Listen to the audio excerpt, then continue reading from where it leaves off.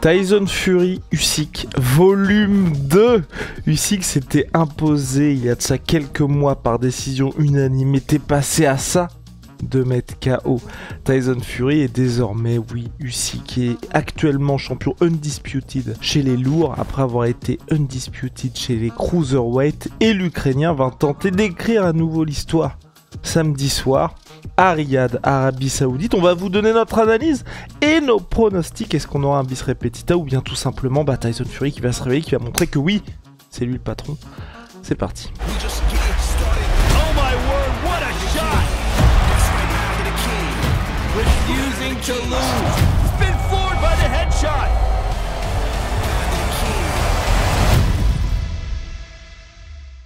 Bref, vous l'aurez compris, Undisputed est disponible sur PlayStation 5, Xbox Series et PC, et vous pourrez refaire la revanche Usyk Fury autant de fois que vous le souhaitez directement dans le jeu.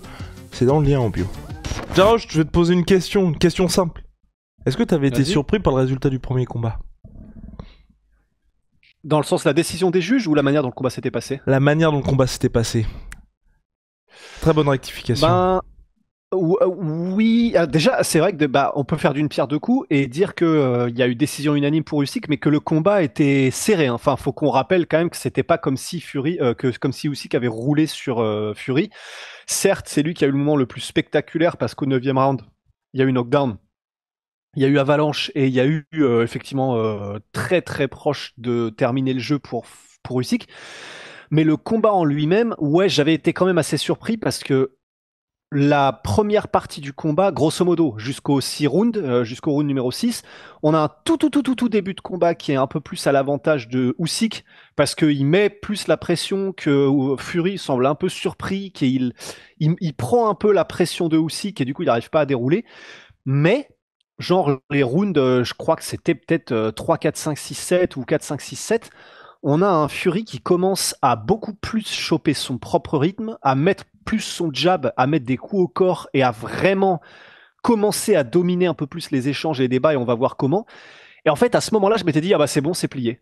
Parce que comme on avait vu un tel changement de dynamique en faveur de Fury, et un Fury qui commençait à trouver ses ouvertures pour appuyer plus ses coups, on sentait qu'il commençait à faire mal à Usyk et tout.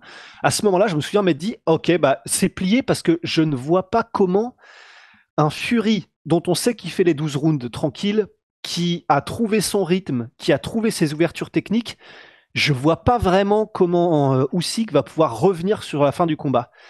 Et en fait, c'est Usyk qui a pris la deuxième moitié de combat, et pour ça, j'avais été super surpris. Ouais. Je partage ton avis. Et puis on était passé, effectivement, comme tu as dit, à ça que le combat soit arrêté. Est-ce que ça va se passer différemment selon toi ? En fait, je pense que oui, mais ça va, je pense, plus dépendre de Fury que de Usyk. Pareil, je pense pas que Usyk puisse faire beaucoup plus différent. Je pense que par contre Fury peut avoir une approche résolument différente du premier combat. Pareil, en fait, c'est vrai que Usyk, on le connaît comme étant le métronome qu'il est. C'est-à-dire que tu sais à quel niveau il est parce qu'il est constamment au même niveau d'excellence. Et on sait ce qu'il fait. C'est juste que, en fait, on sait ce qu'il fait. C'est pas pour autant que que les gens savent comment l'arrêter. Eddie Hearn, c'était le premier à dire, après le combat Fury Usyk, je ne sais même pas comment battre Alexander Usyk. Donc, il a ce niveau d'excellence auquel on sait qu'il est constamment, et c'est juste comment est-ce que tu arrives à faire déjouer ce gars-là. Mais à la différence de cette espèce de constance, on a un Fury qui est beaucoup plus variable dans la version de Fury qu'on a, mais par contre, lorsque Fury est à son meilleur niveau, il est à un niveau où il est quasiment intouchable. Et on l'a vu dans certains moments du combat contre Usyk, il y a des moments où vraiment tout semblait être à la portée de Fury. C'est-à-dire que quand il déroulait son jeu, mais vraiment, on va vous décrire quelques petites séquences techniques, etc., il a des phases de génie presque de Tyson Fury, où c'est très difficile d'aller le chercher parce que non seulement il est techniquement à un niveau qui est hallucinant, encore plus pour un poids lourd, et en plus il rajoute à ça le fait qu'il fait 2 m 3 ou 2 m 5, 120 kilos le jour du combat, et donc c'est extrêmement compliqué. Donc c'est pour ça que c'est plus effectivement en fonction de Fury probablement, est-ce qu'il peut cette fois-ci arriver à un combat où il va être dans l'approche et pendant le combat en lui-même, c'est-à-dire dans la préparation et pendant le combat en lui-même, à un niveau de rigueur, parce qu'il a fait le clown aussi, hein, dans le premier combat il a fait le pitre, il y a des moments où il se laissait un peu aller. S'il arrive en mode déter du début jusqu'à la fin, là on peut avoir un combat résolument différent. Cool and agree more. Cool and agree more, monsieur. Qu'est-ce qu'il peut faire, par exemple, Tyson Fury? Ah, ok, allez, on rentre dans Ok, le dur, ok, on rentre. T'inquiète pas, je te suis, t'inquiète pas. Bah, c'est ça qui est très intéressant. Il y en a qui disent qu'il faudrait qu'il arrive plus lourd et qu'il fasse plus mal. Alors sur le côté plus mal, je suis d'accord, on va le voir, mais plus lourd, j'ai pas trop compris parce qu'il était quand même à 119 kilos contre Usyk le premier combat. Alors certes, il était à genre 122, je crois, contre Chisora numéro 3, un truc comme ça, mais enfin, c'est pas énorme comme diff. C'est pas. Et c'est pas puis comme contre s'il passait Chisora, de- c'était un peu scandaleux qu'il y ait ce combat-là pour le titre.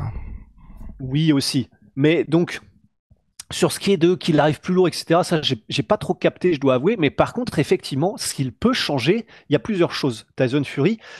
Le premier, c'est effectivement, on a vu que les moments où il avait le plus de succès dans ce combat, le premier combat contre Usyk, c'est les moments où lui-même imposait son jeu. Oui, il s'est boxé en reculant, Tyson Fury, c'est vrai, il s'est jabé en reculant, il s'est décalé, etc. Mais contre Usyk, le pire, c'était vraiment les moments où il était soit le dos contre les cordes, parce qu'il cadre très très bien Alexandre Usyk, soit quand il était le dos contre les cordes, soit quand il boxait en reculant et où il n'était pas actif avec sa boxe. Là, c'était vraiment les pires des scénarios, et c'est à chaque fois les moments où il prenait la marée, tandis que les moments où oui, peut-être qu'il recule, mais c'est pas genre reculer vraiment, c'est des petits pas, mais où il maîtrise à chaque prise de distance où il recule un peu, il maîtrise, soit il feinte, soit il envoie des gros jabs, mais il reste sur ses appuis salement, il reste de poster d'une manière à ce que quand il envoie, il fait salement mal, ce que tu peux pas faire aussi bien quand es vraiment dans une séquence où tu recules vraiment, ou alors quand tu es le dos aux cordes. Et ces moments-là, c'était les moments des rounds 4, 5, 6, 7, c'est vraiment les moments où on s'est tous dit, d'accord, il pose son jab. Ce qui fait qu'il pose son jab et en même temps qu'il met de temps en temps, il varie. Donc c'est un jab qui vient du bas en plus, donc comme aussi qui est plus petit. Un, c'est plus difficile à lire. Deux, ça passe sous la garde, même s'ils sont en garde opposée. Il arrivait quand même à trouver les angles Tyson Fury. Et en plus de ça, quand il a eu posé cette menace suffisamment puissamment, et c'est vraiment là où intervient le côté, il va falloir effectivement peut-être que Fury y aille plus fort et qu'il essaye de vraiment s'imposer plus avec la puissance. Les feintes marchaient donc, elles, beaucoup mieux, et il y a vraiment des moments dans le combat où quand il faisait ces feintes de buste qu'il fait tout le temps Fury, vraiment, ça faisait, tu sais, se crisper comme ça Usyk, et bah voilà, c'est tout ce que tu veux, parce que, donc quand le mec en face de toi est crispé comme ça, bon, il va pas envoyer direct, hein. Enfin, c'est compliqué quand même. Donc toi-même, tu gagnes un petit peu de temps. En plus de ça, quand il se crispe, la manière dont il se crispe, tu peux trouver tes ouvertures. Et c'est ce qu'avait fait Fury magnifiquement, c'est-à-dire que quand il alternait genre ses jabs, des feintes, jab et bras arrière ensuite en direct. Et ensuite, une fois qu'il avait installé ça, il a commencé à faire ses jabs et avec uppercut au corps et à la tête. Et cette séquence-là, en même temps qu'il appuyait vraiment, et donc qu'il était en contrôle quand même, même si c'était plus lui qui était le dos aux cordes, il n'était pas non plus genre en mode rope-a-dope, et il contrôlait quand même les débats et les échanges. Les passages où il arrivait à faire tout ça en même temps, avec des décalages pour quand même continuer à contester le centre du ring à Usyk, et avec ces énormes bombes qui arrivaient en uppercut au corps ou à la tête, là, c'était très compliqué pour Usyk. C'était vraiment très compliqué pour Usyk. Mais bah, il y a eu ça c'était pendant les moments où il était vraiment en contrôle, et le reste du combat, soit il baissait totalement son numéro, son intensité et son activité, Tyson Fury, donc il jabait plus autant. Quand il jabait ou qu'il envoyait ses coups, c'était souvent sur le reculoir, donc il y avait quand même moins de puissance. Et donc, c'était pas aussi efficace ensuite pour tout le reste qu'il devait envoyer, les feintes, ses combinaisons, etc., puisqu'il n'avait pas autant le respect de Usyk. Et, et en plus de ça, il se retrouvait à des distances qui l'arrangeaient moins. Et ça, il peut le changer aussi, Fury. C'est-à-dire qu'il s'est retrouvé plus à des distances. Le moment où il a pris le knockdown, c'était une distance un peu bâtarde. Tandis que là, ce qui peut changer, c'est soit être vraiment resté le plus à distance, mais vraie distance, et limite en faisant le framing comme ça, en appuyant, littéralement, il tendait son bras, et il appuyait sur la tête de Usyk pour l'empêcher d'avancer, c'est comme dans les cartoons, mais ça marchait vraiment. Donc soit se retrouver vraiment à une longue distance, soit clincher. Mais il l'a pas fait tant que ça, par exemple, de clincher. Et ça, il peut le faire beaucoup plus. Augmenter le volume, soit rester très très loin à sa distance de jab à lui, soit il envoie sa séquence de coups et ensuite il clinche direct. Ça va être nul, hein. Ça va être nul, ça va être sale, mais ça l'arrangera beaucoup plus parce qu'en plus en clinch, c'est lui qui a l'avantage, il est plus lourd, il est plus grand, il peut peser plus. Donc, enfin, attention à pas faire de trucs où il met, la main, où il chope Usyk comme ça, parce que Usyk l'avait vu venir ça, et il faisait des bails de lutteur, avec des duck under où il relevait la tête comme ça, et genre 2-3 fois Usyk c'était en mode oula, il se passe un truc que j'aime pas trop. Donc, maîtriser le clinch vraiment, en mode presque face à face et en contrôlant ses bras, sa tête, et limite en pesant comme ça au-dessus. Mais il y a ça qui peut changer. C'est vraiment lui être maître de la distance à laquelle veut que le combat se passe, garder le même volume et la même activité, la même menace du jab, parce que c'est vraiment la base pour lui tout au long du combat Usyk, et puis appuyer plus pour que quand il enverra ses uppercuts, etc., ses coups au corps de manière générale, ça pouvait aussi être les crochets. Ça, il l'a pas fait tout le long du combat non plus. Donc il y a tout ça qu'il a fait, avec lesquels il a eu du succès, mais juste il l'a pas gardé tout le long du combat. Mais le peuvent-ils vraiment, les adversaires d'Usyk? Parce que moi, c'est la question que je m'étais posée, qu'on s'était posé lors des 2 combats de Joshua contre Usyk. Là, les combats aussi contre Tyson Fury, c'est que 2 fois des mecs qui sont véritablement des Golgoth dans cette catégorie, qui ont un avantage physique considérable sur lui, mais à chaque fois, je regrette, moi, qu'il n'utilise pas ça, parce que sur le papier, vraiment, c'est même pas la même catégorie entre les 2 hommes. Même si Usyk, petit à petit, au fil des années, il commence à avoir une vraie carcasse de heavyweight, mais c'est pas du tout le même type d'être humain, et surtout quand on voit qu'un gars comme Tyson Fury, c'est comme ça, lors des revanches, combats 2 et 3, contre Deontay Wilder, qu'il a réussi à s'imposer. Bah en fait, c'est là où c'est galère, c'est que, et effectivement, tu fais bien de le souligner, il était à 105 kilos, je crois, contre Fury, Alexander Usyk. C'est pas un vrai poids lourd. 105 kilos, c'est chaud. Enfin, on vous l'a dit, il est donc à 120, Tyson Fury. Et en fait, c'est vrai que c'est là où c'est compliqué, mais c'est que on dit ça, on l'a dit aussi pour Anthony Joshua, et lors du combat, il a eu un peu plus de succès lors de la revanche, Anthony Joshua. Mais effectivement, ça paraît. En fait, on se dit tellement, mais il suffirait effectivement de mettre un peu plus les avantages physiques en branle pour les adversaires de Usyk pour que ça fonctionne mieux. Et c'est peut-être vrai, mais visiblement, c'est Usyk qui fait déjouer. Parce que sinon, ils le feraient tous. Enfin, ça paraît con de le dire, mais il faut le dire quand même. Ils le savent probablement, les Fury et les Joshua. C'est juste que la manière de bouger et le rythme que t'impose Usyk fait que c'est probablement très compliqué en fait de se poser et de faire mal et ou de peser autant qu'il le voudrait. Parce qu'effectivement, et là il l'a donc refait contre Tyson Fury lors du premier combat, mais c'est un niveau d'activité Alexandre Usyk qui est hors de ce monde. Ça n'a aucun sens. Et d'ailleurs, il est connu pour ça, même quand il était en light heavyweight, enfin en cruiserweight, Usyk, il est connu et c'est comme ça que les gens l'appelaient, il va te briser le cœur, mais dans le sens, l'âme, en fait. Ça se trouve, tu réussis au début, tu dis putain, ça passe pas mal, ah, je l'ai bien touché, machin. En fait, le combat dure 12 rounds et au 8e, 9e round, quand toi, tu n'en peux plus, lui, il est tout le temps au même niveau d'activité, de volume, de puissance, de technicité, d'intelligence. Et ça, en fait, c'est tellement inhumain qu'en réalité, tout le monde tombe dans ce... Enfin, ça joue des tours à absolument tout le monde. Et je pense que ça a dû jouer des tours même à Fury, effectivement, le fait de se dire, 7e round, le mec, enfin, je viens de le poncer, 8e round, on arrive, non seulement il est toujours là, alors que je suis sans... Enfin, les coups de bouclier, là, anti-émeute que lui a envoyé Fury, normalement, un être humain normal, ça calme, ça fait douter ta confiance, ça ébrèche ta confiance et ta volonté d'avancer. pas Usyk. Et ça, c'est un truc que personne n'a dans le monde. Même les boxeurs pros n'ont pas. Enfin, c'est des êtres humains hors normes. Mais à ce degré-là, comme Usyk, ça n'existe pas.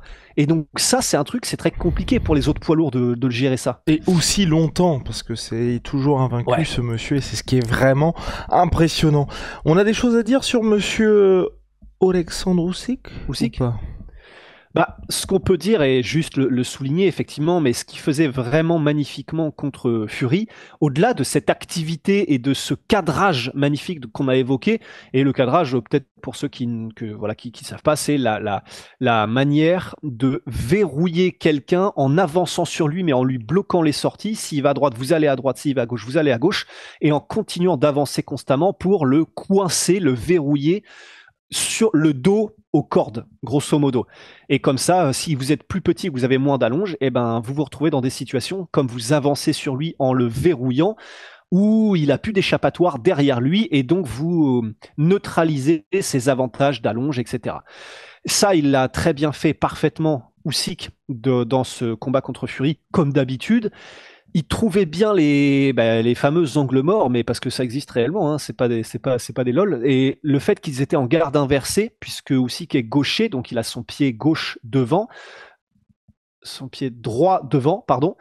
Et en fait, avec ce pied droit devant, généralement, il essayait de faire ce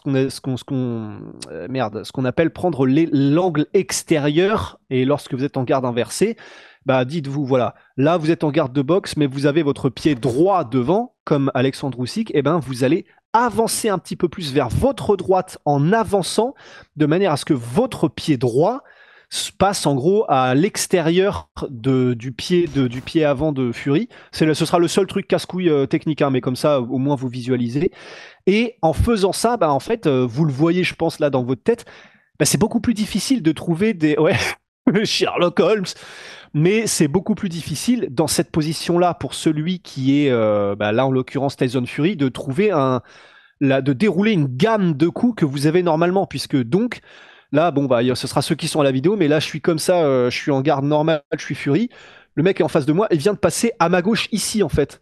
Et donc, à moins de venir le chercher avec des crochets, des trucs comme ça, bon, tout ce qui est ici, déjà, je peux oublier, ça sert plus à grand chose. Et des directs, des trucs comme ça, même, bah, ça sert, enfin, pas à grand chose, puisque le mec est littéralement là, à mon extérieur. Ça ferme beaucoup de choses pour la personne qui doit défendre quand un mec passe dans ton angle mort, dans ton angle extérieur. Et ça, il le fait tellement bien, Alexandre Usyk. Il a fait tout le combat où il essayait de grignoter avec cet avantage. Il avait beaucoup de mouvements, bien sûr, de gauche à droite et des mouvements de tête pour éviter les jabs et les directs et les attaques en direct de Fury. Beaucoup de coups au corps de la part de Alexandre Usyk, parce que il est plus petit, et deux, comme il fait beaucoup de lui-même de mouvements de tête, de mouvements de buste, Tyson Fury, bah il y a un truc, vous pouvez pas faire des mouvements de droite à gauche, c'est avec votre bide.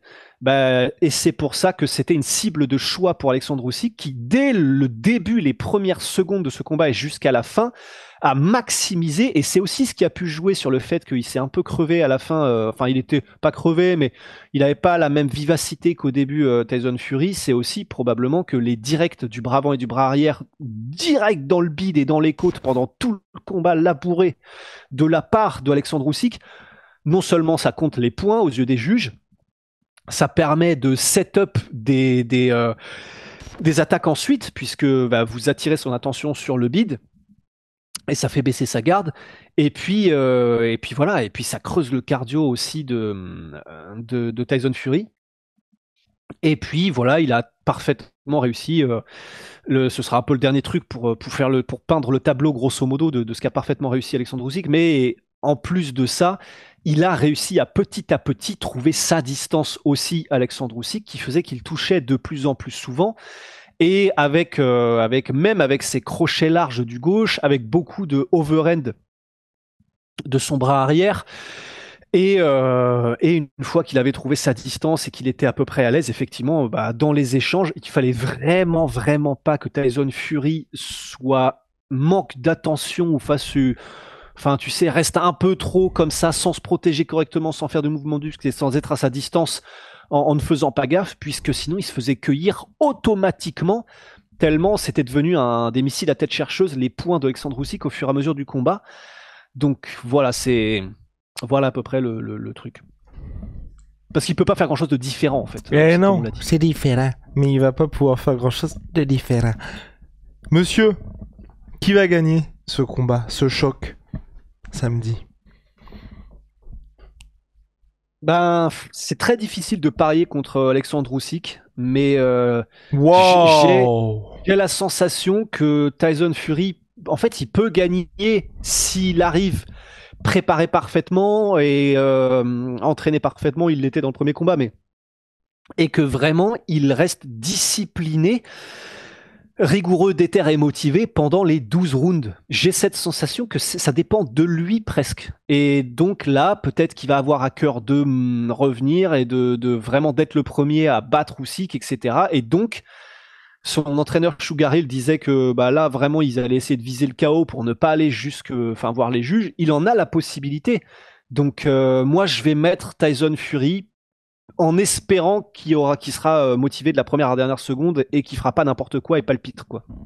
Vous aimez quand il y a des divergences entre nous? Eh bien, ce ne sera pas pour cette fois, les gars. Parce que je vois aussi une victoire de Tyson Fury. Tyson Fury, de toute façon, il peut lui rentrer dedans, il peut salir le combat, il peut faire preuve de roublardise. Il ne l'avait pas assez fait à mon goût lors du premier combat contre Usyk. Et vraiment, quand il s'y met, pour moi, il est absolument intestable, Tyson Fury, parce que c'est un ovni, tout simplement. À ce niveau-là, et je pense qu'il peut le faire face à Usyk. L'avantage, j'espère encore une fois qu'on a quelque chose de la part de son coach de très transparent, comme lors de la revanche de Deontay Wilder où il avait dit ce qui allait se passer, et vraiment à la surprise générale. Et c'est là que moi, mon rapport à Tyson Fury avait changé, où je m'étais dit putain, en fait, le mec peut vraiment dire des trucs qui étaient complètement surprenants à l'époque, dire je vais lui rentrer dedans, je vais le mettre KO.